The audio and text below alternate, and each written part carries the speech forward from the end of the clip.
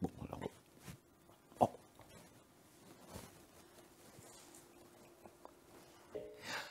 Je déclare le premier cabinet de téléformation médicale ouvert. Oh, approchez, mesdames et messieurs, venez voir la docteur. Approchez, voyons, ne soyez pas timide, voilà. C'est dans un esprit philanthropique que je viens à vous, oui. Je viens vous transmettre la quintessence de la connaissance scientifique. Je viens vous enseigner la médecine. Messieurs, dames, je viens faire de vous des docteurs. Qui n'a jamais rêvé de porter la fameuse blouse blanche? Mais qui n'a jamais rêvé de parcourir le monde armé d'un stéthoscope et d'un tensiomètre? Qui n'a jamais rêvé, dans un moment critique, de dire « Mais laissez-moi passer !» Je suis le docteur. Votre rêve peut désormais devenir réalité. Il vous suffit pour cela d'insérer votre carte vitale dans ce lecteur.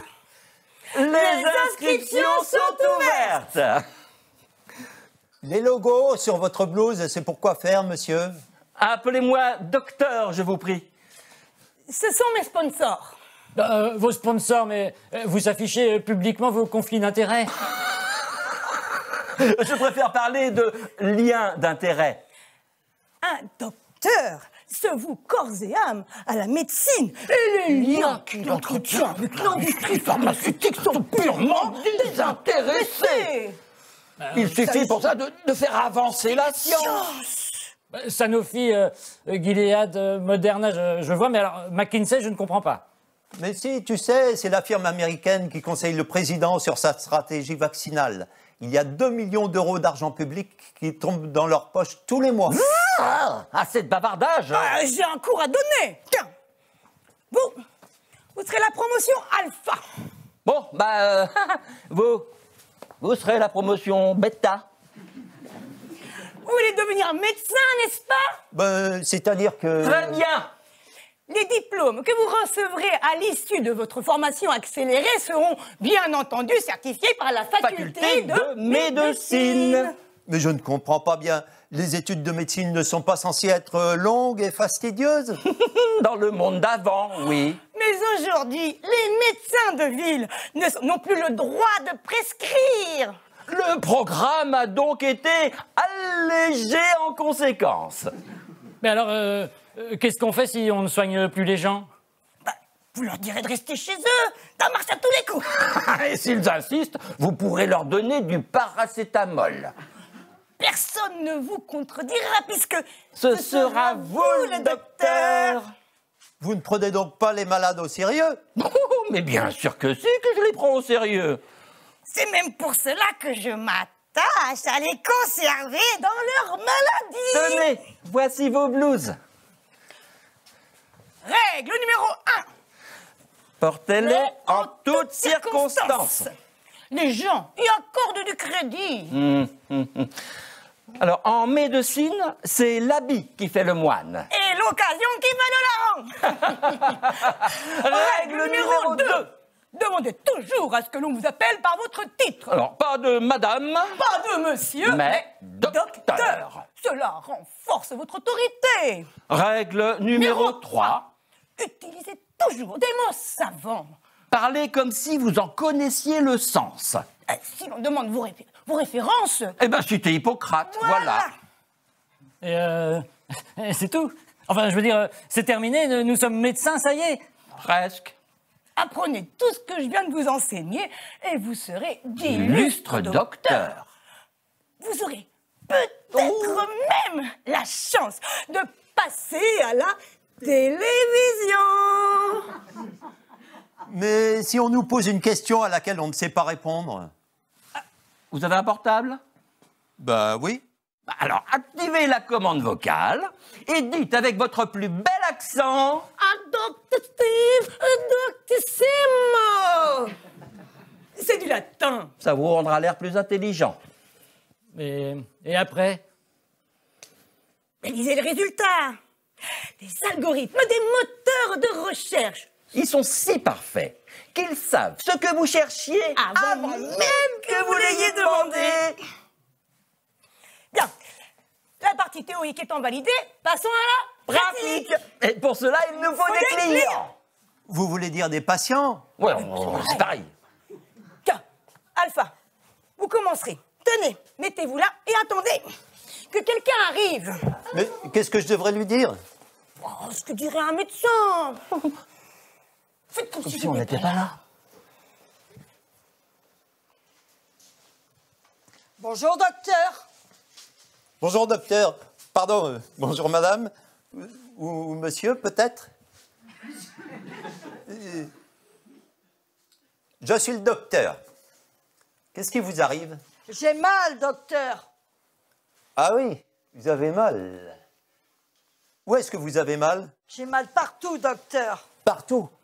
Voilà qui n'arrange pas mon affaire. Oh, mais non, espèce d'idiot! Profitez-en pour lui fourguer une boîte de médicaments, n'importe laquelle, au point où elle en est. Est-ce que vous avez mal partout par ici ou bien partout par là?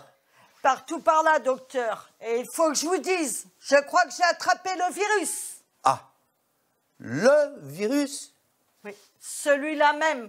Et avec mes antécédents et mon état de santé, je suis fichu. Mais non, ne dites pas ça. Tenez, regardez, j'ai des médicaments. Je vais vous soigner, nous allons vous soigner. Qu'est-ce que tu fais? Non, pas de médicaments. Mais ce n'est pas ce que vous aviez dit tout à l'heure, qu'il fallait que je lui fourgue une boîte. Ah, pas s'il a le virus, nom d'une pipe. Avec ce virus-là, Ne donnez rien! Mais je la laisse mourir. Je vais mourir, docteur? Non, non, vous n'allez pas mourir. Nous allons trouver une solution, d'accord? rappelez-vous du cours théorique. Ah oui, bon. Est-ce que vous dormez assez? Si je dors assez. Il dort assez. Oui, maman disait toujours que le sommeil est la moitié de la santé. Il faut aussi que vous mangiez bien, de bons aliments, et que vous ayez une activité physique. Vous êtes fou, il est fou. On privilégie les fruits et légumes frais qui apportent plein de vitamines et de minéraux. On évite les produits transformés et on fait le tour du pâté de maison 1 à 2 fois par jour. Excusez-moi, je vais devoir intervenir. Excusez ce jeune docteur, il est en formation. Non mais d'où est-ce que vous sortez ces conseils ridicules? De votre chapeau, peut-être? Mais ça me semblait être du bon sens. Du bon sens. Mais ce n'est pas avec du bon sens qu'on gagne sa vie. Tenez, regardez. Si j'appuie là, vous avez mal? Ah, vous me faites mal, docteur, j'ai mal. Ah, c'est bien ce que je craignais. Je suis navrée de vous le dire, mais je crois que votre poumon droit est atteint. Mon poumon droit? Et le gauche aussi, peut-être. Oh, miséricorde. Est-ce que vous avez du diabète? Oui, j'ai du diabète. Oh, c'est pas bon signe. Du tout, ça. Non, vraiment pas bon signe. Bon, c'est pas étonnant, avec tout ce qu'on nous impose de malbouffe, de tabac et d'alcool depuis des années, que vous ayez du diabète. Bon, arrêtez-vous, espèce de pachyderme. Pachyderme. Vous faites rater ma vente. C'est vrai ce que je dis. D'abord, on affaiblit les gens avec une alimentation délétère et ensuite on leur fourgue une boîte, comme vous dites. Et c'est pour ça que Monsanto appartient à Bayer. Bah, vous n'êtes pas obligé de le dire aux clients. Non. Aux patients, pas aux clients. Dites-moi la vérité, docteur, je suis prêt à tout entendre. Vous allez reprendre la consultation et lui expliquer que le vaccin est la seule chance qu'il lui reste. Ben, je ne peux pas. Vous me demandez de mentir et c'est contraire à mes valeurs. La faculté de médecine exige que vous continuiez. Bon, d'accord. Bien. Votre poumon droit a été atteint. Votre poumon droit a été atteint par l'obstruction de la vésicule biliaire. Et comme le supposait Hippocrate avant que ne le confirme Paracels, eh bien, c'est ballot. Très bien. Continuez. C'est terrible, docteur. Oui. Et autrement dit, vous n'avez plus d'immunité naturelle. C'est terrible. Oui, c'est terrible. Mais il vous reste une chance de combattre et d'éradiquer la maladie. Non, c'est absurde, je n'y arriverai pas. Je suis désolé. Il est absolument indispensable que vous continuiez. Bon, je disais qu'il vous reste une chance de vous en sortir. C'est le vac... Le vac. Le vax... Ça ne sort pas, je suis désolé. Vous n'avez plus le choix, vous devez continuer. Je dis... Le vac... C'est le vac... Vous voulez de l'aide, docteur? Avec un synonyme, ça marche toujours mieux. Un synonyme? Un synonyme? Expérimentation génique. C'est une expérimentation génique qui n'a obtenu qu'une autorisation de mise sur le marché provisoire et pour laquelle les tests ne sont pas encore terminés. Eh bien voilà. C'est sorti tout seul. Une petite piqûre du coup? Ah non, il est grand temps que je reprenne ma santé en main. Et avec tout ce qu'on entend, je vais finir par les croire. Hop là, hop là. Ben oui. Ouais. Ben oui, pendant une épidémie, les affaires continuent. Sauvez-vous vite. Au revoir, docteur. J'y suis pour rien, hein, j'y suis pour rien. Promotion Alpha. J'aurais dû me douter que vous me prépariez un mauvais coup. Vous êtes le premier et le pire élève que j'ai jamais eu. Retournez vous asseoir. Vous ne serez jamais docteur. Incapable. Promotion bêta. C'est à vous.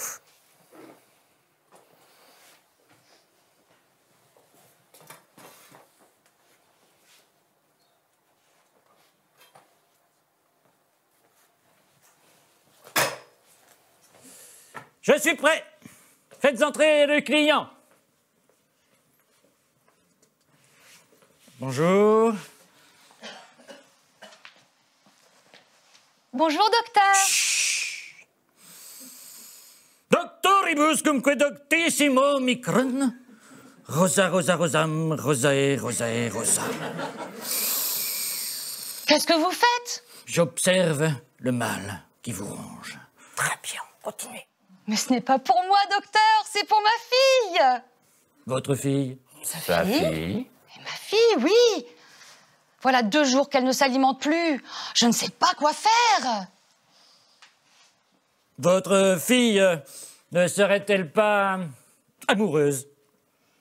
C'est effectivement le problème. Ah, Elle sort avec un garçon peu fréquentable. Je ne veux plus qu'elle le voie. et qu'a-t-il fait de mal, ce garçon? Oh, c'est un... Ah, vous voulez dire un... Mais non, vous savez bien de quoi je veux parler. C'est un... Ah, vous voulez dire un... Mais non, enfin, vous voyez ce que je veux dire, c'est un... Ah, vous voulez dire un... Mais ne m'obligez pas à dire le mot, enfin. C'est un... Ah, vous voulez dire un... Mais non, c'est un... Ah ben, je suis désolé, je ne vois pas. C'est un complotiste. Pas si fort. Un complotiste à quel degré? 360 degrés, docteur. Un vrai de vrai.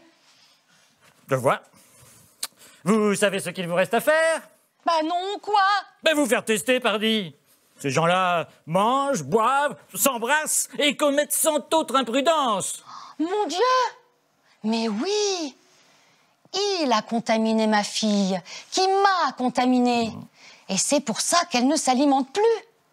C'est à cause du virus. Mais vous êtes un génie, docteur.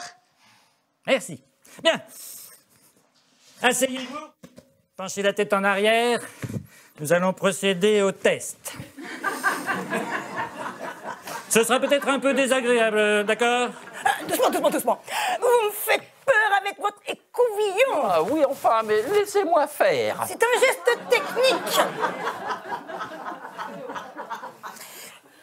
Vous devez le placer précisément dans cette direction. Sinon, vous risqueriez de causer de graves lésions aux clients. Et ce n'est pas ce que nous voulons, n'est-ce pas? Voilà, c'est terminé. Ah bah vous êtes docteur, vous aussi? Je suis son professeur. Votre professeur? Vous n'êtes donc pas vraiment docteur? Non.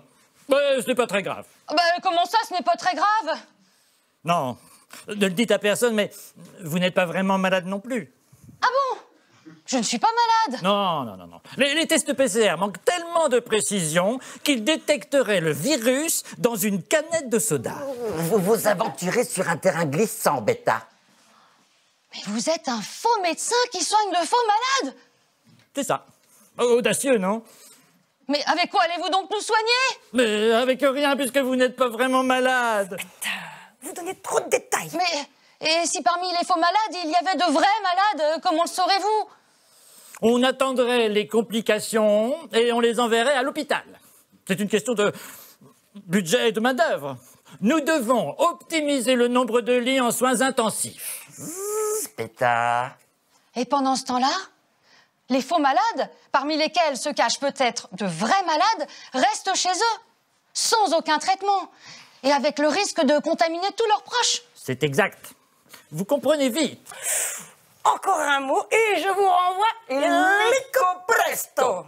Mais faites-moi confiance, laissez-moi terminer. Ah! Votre test est positif. Ah, vous allez devoir passer quelques jours en quarantaine. Mais comment je saurais si je suis malade ou pas? Eh ben, vous l'êtes puisque votre test est positif. En tout cas, vous serez comptabilisé comme malade dans nos statistiques. Ah non! Je ne veux pas être enregistré dans vos statistiques, moi. Eh bien, il fallait y songer avant de relâcher les gestes barrières. Allez hop! 7 jours à isolement, aucun contact avec l'extérieur, port systématique du masque, et lorsque vous aurez des difficultés respiratoires, vous appelez le SAMU. Vos méthodes sont surprenantes. On vous laisse continuer, allez-y. Ah oui, mais dans 7 jours, je pourrai ressortir. Oui, mais il faudra vous faire tester régulièrement afin que nous puissions nous assurer que vous ne redeveniez pas positif. Mais quand est-ce que je serai vraiment libre, alors? Quand vous serez vacciné. Mais ce ne sera qu'une illusion de liberté puisque nous ne savons pas si le vaccin protège des variants, ni même la durée de l'immunité, ni même encore les éventuels effets secondaires. Et puis il y aura peut-être quelques rappels réguliers à faire et de possibles complications dans les années à venir. Mais bon, entre ça et des confinements à répétition, qu'est-ce que vous préférez? Bah, le vaccin, ça va de soi.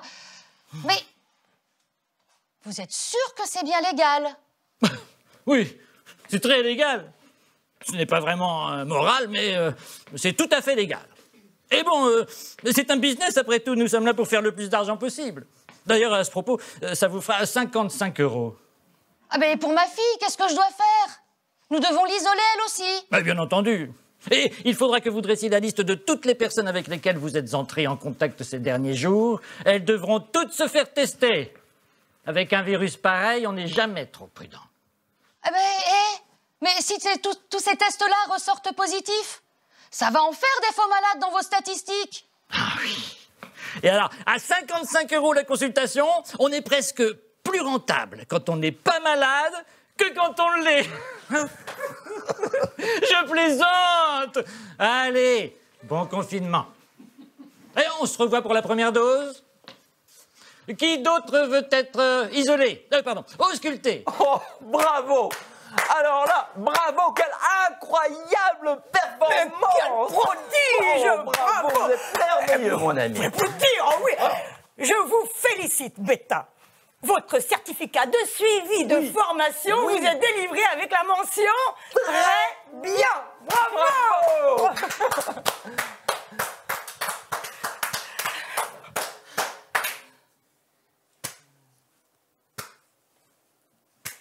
Bravo, Beta. Beta plus plus. Tu es content? Tu es médecin maintenant?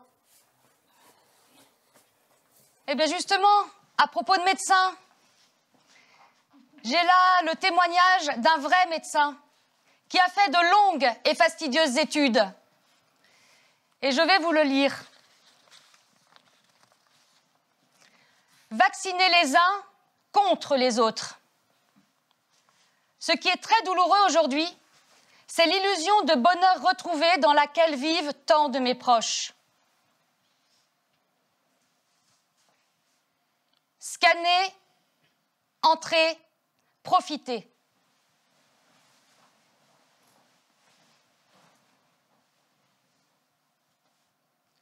Au théâtre, au restaurant, à la bibliothèque, à l'hôpital, même combat. Contre qui? Scanner pour profiter. Tu vois, la solution est pourtant simple. Pour profiter, 2 injections. 3. C'est simple. Je refuse tout ce que contient cette injection, l'inacceptable.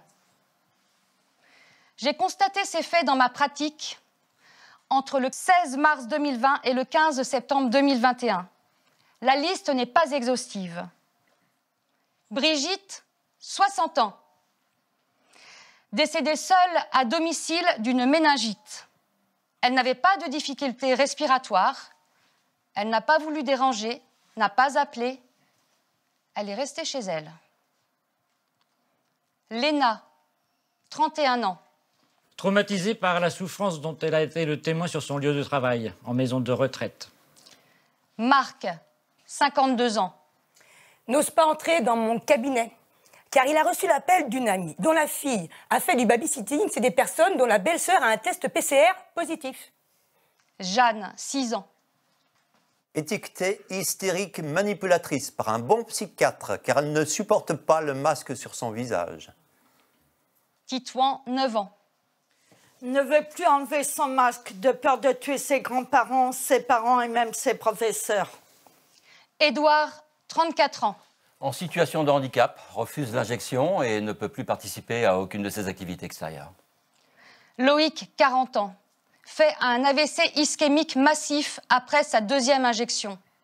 Sa sœur est soignante. Elle ne se fera pas injecter. Elle a perdu son travail aujourd'hui. André, 65 ans. En parfaite santé. Décède d'une leucémie foudroyante 3 mois après l'essai Pfizer auquel il avait accepté de se prêter. L'imputabilité de l'injection n'est pas reconnue par le laboratoire.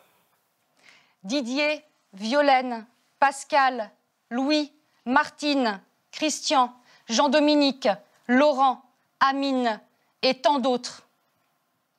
Censurés, calomniés et éjectés du système pour avoir osé dire qu'il est possible et utile de soigner les personnes malades. Moi, je l'ai fait pour rester libre. Hein. Ah, mais je me sens pas obligée. C'est pour les vacances. J'aimerais tant que vous ayez conscience des rouages infâmes de cette machine à broyer l'humain.